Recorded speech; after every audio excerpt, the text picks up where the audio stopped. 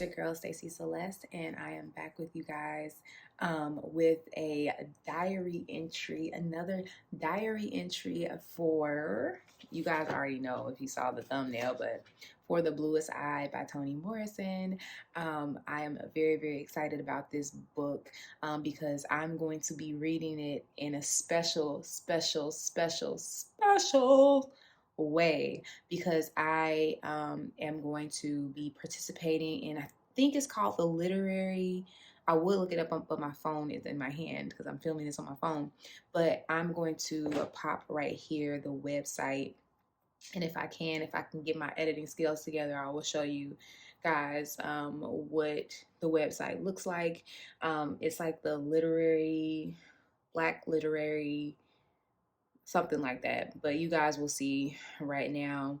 And they are hosting a live reading of The Bluest Eye by Toni Morrison, and the people reading are going to be some very, very high profile Black women authors, including Angela Davis, Edwidge Dunticat, Jasmine Ward, I think it's Terry Jones, which I think is her name. She did the wedding or the marriage, what is it called?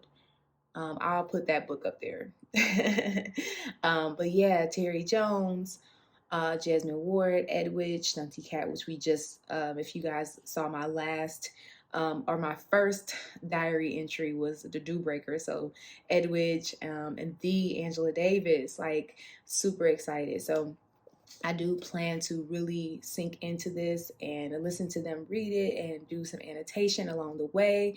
It is a 2-night event, so it's Wednesday, February 23rd. Today is 3 hours, and then tomorrow is another 3 hours. So this is a pretty short book, so I'm guessing that they plan to get through the book in those 2 days. Anything that's left over, I can just finish this weekend, because I do want to finish this book before the end of the month, and I do have one other book that I want to finish before the end of the month, but I won't do a reading vlog, or I won't do a diary, a reading diary on it. But yeah, I just wanted to check in with the first entry in today's reading diary, or in the Bluest Eye reading diary, and I look forward to checking in with you guys later tonight once the first round of reading is completed. Let me know in the comments below if you guys did this particular reading and what you thought. And yeah, I'll see you guys in a little bit. Peace out. Bye.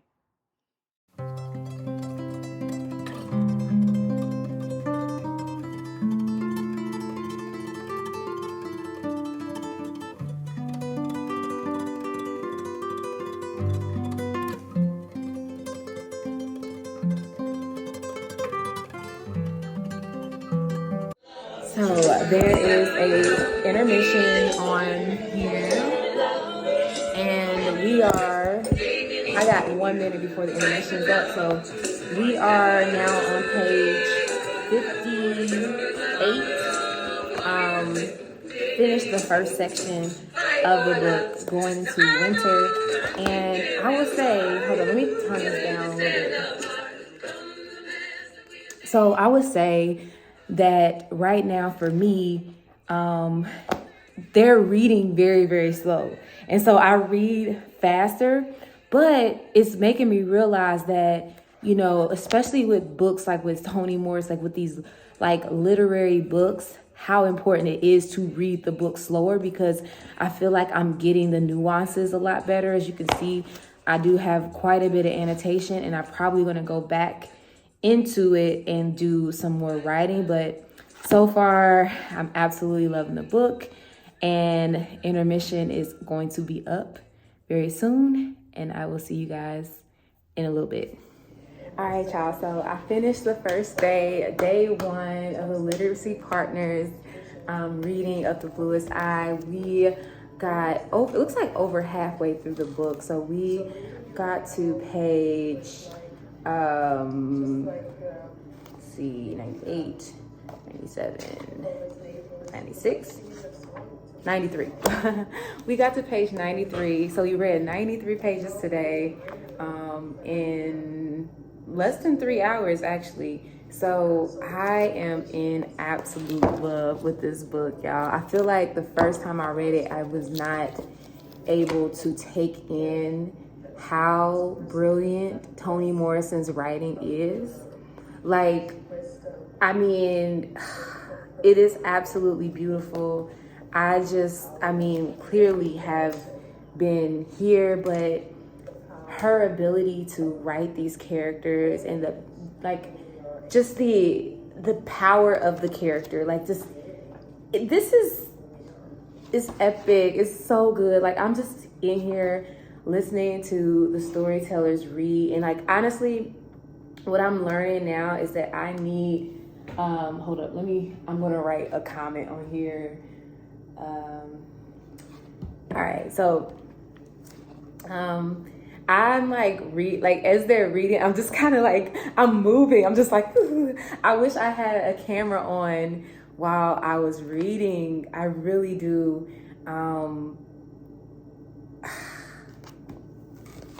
I don't remember this being so good, and I think I've just matured as a reader.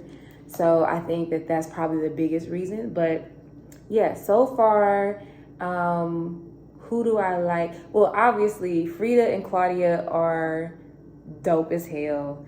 I think, here, let me read a part with, okay, this is part where, Frida and Claudia are confronted with Beauty by Marine because, they go back and forth and she's like, you're ugly, I'm cute. And so this is kind of, I think this is Claudia, who is bringing logic to what is going on in her mind and her consciousness and how she feels about Beauty, and how there's in conflict on how she feels and what she is experiencing. And she's trying to figure out like what is going on here. And it says, if she was cute, and if anything could be believed she was, then we were not. And what did that mean? We were lesser, nicer, brighter, but still lesser. Dolls we could destroy, but we could not destroy the honey voices of parents and aunts, the obedience in the eyes of our peers, the slippery light in the eyes of our teachers when they encountered the marine pearls of the world. What was the secret? What did we lack? Why was it important? And so what? Guileless and without vanity, we were still in love with ourselves then. We felt comfortable in our skins, enjoyed the news that our senses released to us, admired our dirt, cultivated our scars, and could not comprehend this unworthiness. Jealousy was understood and thought natural, a desire to have what somebody else had, but envy was a strange new feeling for us. And all the time we knew that Maureen Peel was not the enemy, not worthy of such intense hatred. The thing to fear was the thing that made her beautiful and not us. And obviously this is Toni Morrison's writing, but it's just the profoundness of being able to put into words that conflict.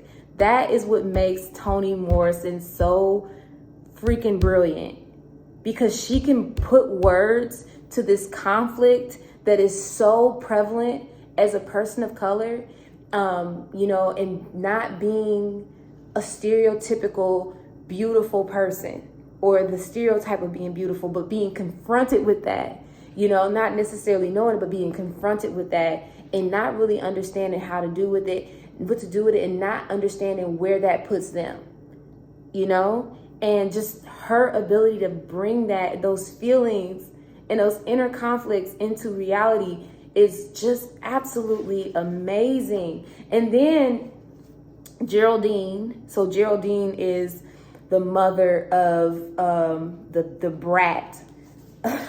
If you've read this, the brat, just how she builds that character, starting from, okay, the girl from the typical girl from Mobile, Aiken, Baton Rouge. I remember that, Baton Rouge. I used to live in Baton Rouge. That's how I remember that. But the typical girl from these, southern places, and, the difference between, how proper and prim and things like that, but how colorless their lives were, even though they're perfect, and they were considered the colored people versus the niggas, the Niggers. I don't really want to be saying, but she builds on that, and she's able to kind of create this character with words that you can identify with so well. Brilliant. She's absolutely brilliant. And I just wish that I could have experienced her brilliance more when she was still alive. But I think that's the beauty about books and about reading, because this is timeless. This is absolutely timeless. Hey guys, I'm back for day 2. I am actually, I did some editing. I tried to get some of the editing out of the way from yesterday's video for the Bluest Eye here. So doing some of the editing for yesterday's video, and I am about to go and get some food. It's about almost 5:30, and it comes back on at 6. So I'm gonna get some food and get, you guys don't know probably, but I have a weird diet. So I have some leftover broccoli with chicken, and I really just have a taste for some ramen. So that's what I'm gonna have for dinner. And I think I'm gonna have some apples and hot chocolate for dessert. So sounds very appetizing to me, but maybe not to the average 30-something-year-old adult. Maybe the college kids, but whatever. Anyways, so I'm super excited about getting back into this. Today we're going to read the second half of this, and yeah, I will catch up with you guys a little later on, probably at the intermission. If they do it the same way they did yesterday, I'll probably catch you guys on the intermission. So I'll see you guys shortly. Peace out. Physically, I never think of her as being vulnerable. I just think of her as being someplace else. She would say, I'm not a poet, but as a poet, when I'm reading her work, I automatically think a poet is writing this. And so when I was reading this section, I read it the way that I read poetry. I didn't rush through it. I took moments to sort of savor the words on my lips and on my tongue. And simultaneously I was thinking, about how to render the words. And then, oh my God. So y'all, let me show y'all what happened, and not in the book. This thing froze. It froze. Right in the middle. Right in the middle of our reading session, she froze, and she's been froze. So I think I'm going to cut this off. I'm almost, I just kept reading because I didn't want to stop, but I'm on page 158 right now, and I'm almost done with this section of the book. So I think 163 is when this section of the book stops. So yeah. Y'all, that happened. That happened. But yeah, so far so good. Honestly, Jasmine Ward, she read, so it started off with Honore Jeffers, and then Jasmine Ward read, and then Angela Davis. And honestly, her narration was so beautiful. It was just really, really good. And then, Angela Davis was doing good, but it shut off. So I might not finish this tonight since I'm not looking at this. I might just get a peanut butter sandwich now. We'll see. But I'll probably come back and finish this up tomorrow evening, or maybe tomorrow morning or something like that, since I don't really have that many pages left. But okay, as far as what we've kind of read, we went through the backstory. We're in the backstory of Piccola's parents. So right now we are learning about Piccola's dad's upbringing, his childhood. And before we were, Jasmine Ward narrated her mom's upbringing and her backstory, which was very, very, very, very, very interesting. I'm really intrigued to see how this wraps up. I definitely enjoy the scenes or the parts of the narrative with Claudia and Frida, and then Piccola. However, I mean, we can sit here and talk all day about Toni Morrison's writing. We could really do that and have a great show. But beyond that, I just think that the story itself is just you could talk about this and read this time and time again and always get new things or new concepts from it. I have been tabbing and not doing as much. I've been highlighting and tabbing, but I haven't been writing as much inside of my book. But I think I could go back and just kind of write questions and write things that I'm thinking as I'm reading certain passages. But yeah, still really, really good. I will probably check in again tomorrow. And it might be that I just finished the book. I'll probably just finish the book since I got 40 something pages, less than 50 pages left. So I'll probably just finish the book, and the next time you see me will be for the final check-in. All right, so I will talk to you guys later on. Peace out. Hey YouTube, it's your girl Stacey Celeste, and I'm back with you guys to give you my final thoughts on none other than The Bluest Eye by Toni Morrison. You guys have seen the clips of me reading the book. I actually finished this book yesterday, like I said, on Thursday. I was supposed to finish it Thursday, but I ended up finishing it last night. And yeah, just wanted to come in and wrap up my thoughts on the book. First and foremost, what I liked about the book, obviously it goes without saying that Toni Morrison is a poet. She's a lyricist. She's a rapper. She has a way with words that is so profound and just so impactful. And I think that's why she is one of the greatest American writers, not even just African American or just female, but she's one of the great American writers to me, my opinion. And I think The Bluest Eye being her first work, it just is very clear, even though there's such a long category of work that will show you why she is the best. So this book and the intention behind this book is even more impactful because, like what I said, the way that she writes and how she's able to use metaphors and similes and irony and all these literary concepts to just bring you and draw you in and make you connect to the characters in a way that is very tangible, right? So there's that.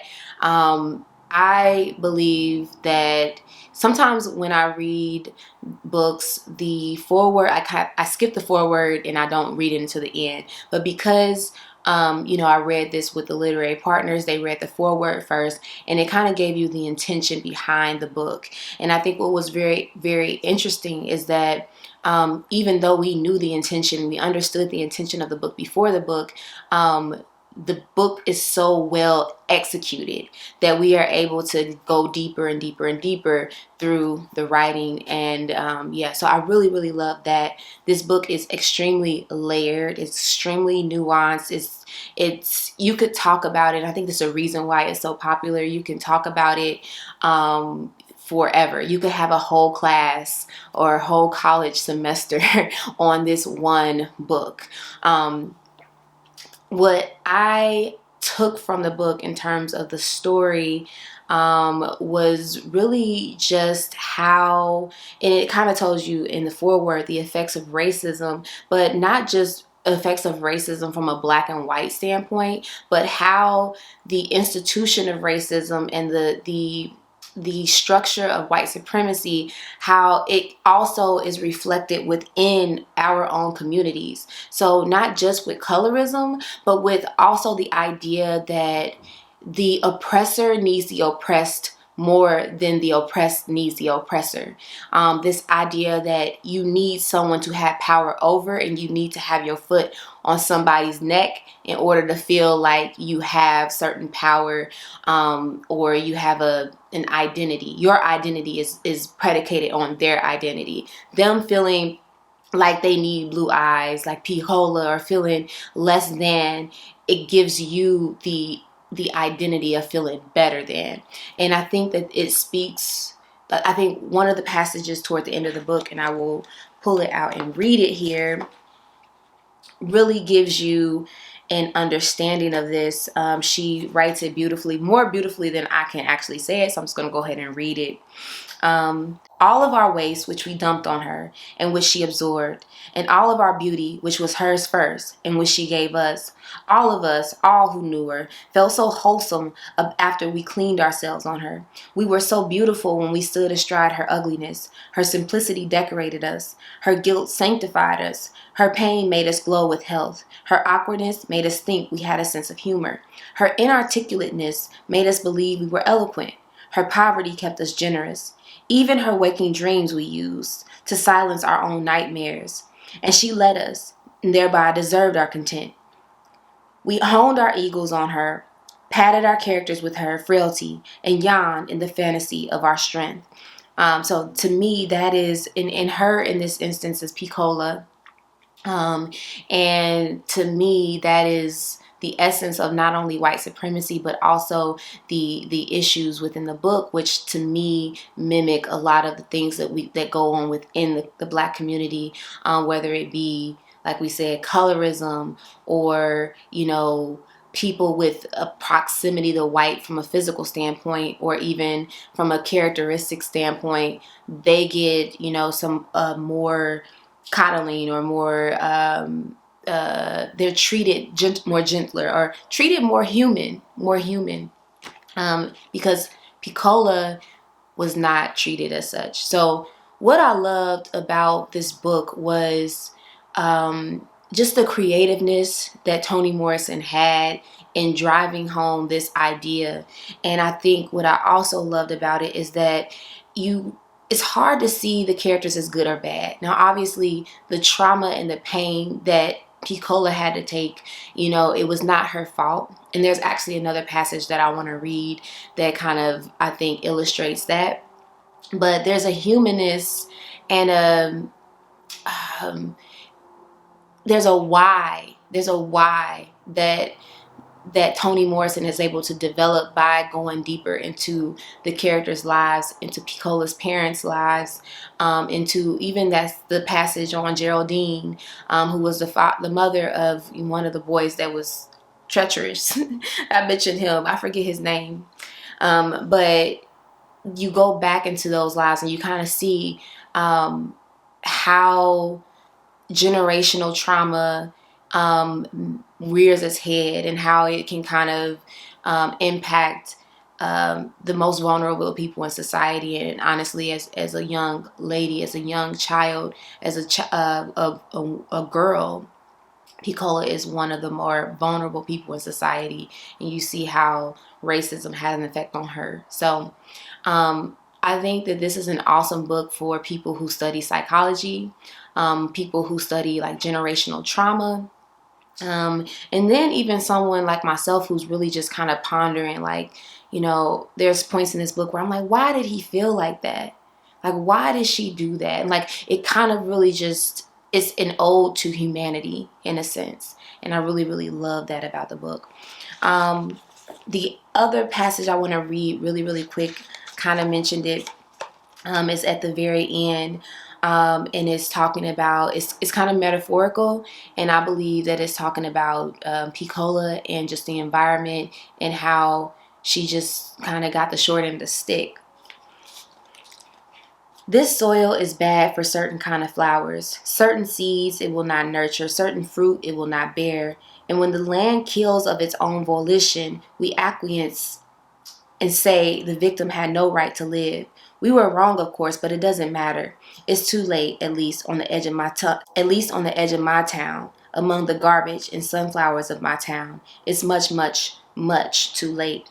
And for me, that is all about Piccola being a seed with so much potential, just as much potential as anybody else, but a seed that is planted in bad dirt, it never gets an opportunity to bloom. And it's not because the seed was wrong, it's because the environment that the seed was planted in was unfit. You know, it wasn't able to nurture her or nurture that seed so that it can grow and live in its utmost purpose. So to me, that is the essence of the story, which makes sense why it's one of the last paragraphs in the book.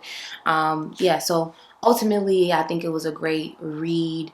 Part of it that I didn't like, there was aspects of the book that I got a little lost and it was a little disjointed, and it might be with the way that I read the book and having to do it through the literary partners and like reading it. That was a great experience, by the way, but I think that there were parts of the book that I kind of lost and the storylines lost, but then I always came back. Like it always circled around. So if you've read this, let me know. Did you guys find yourself kind of lost a little bit with some of the storylines, or was it just me? Because it could have really just been me. But because of that, I couldn't give this a whole 5 stars. So it didn't knock Song of Solomon out of the spot, even though now I do have to go back and read Song of Solomon because that was previously one of my favorite Toni Morrison books. But I want to go back and read that. I want to go back and read Sula. I want to go back and read Beloved, and then I also want to dive into other parts or some of her other books. But yeah, that's kind of why I didn't give it 4 stars. But I don't want to stay here too long. Ultimately, or 5 stars. Ultimately, I did give this 4 stars, but I think it's worth it. You don't even have to rate this type of book. It is what it is. This is a classic. This is something that I think everybody should read. Like I said, if you are interested in psychology and human nature, the effects of racism, I think this is a must read. And I'm excited to dive into more Toni Morrison content. I hope you guys enjoyed this diary entry, and yeah, I will see you guys in the next video. Peace out. Peace out. Bye, y'all.